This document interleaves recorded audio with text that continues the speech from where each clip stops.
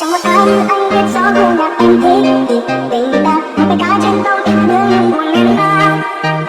Ngày hôm ấy nếu em có nhớ hay vẫn từ lúc thật vừa lại, bởi vì ngắn nghe anh hát cho em một bài.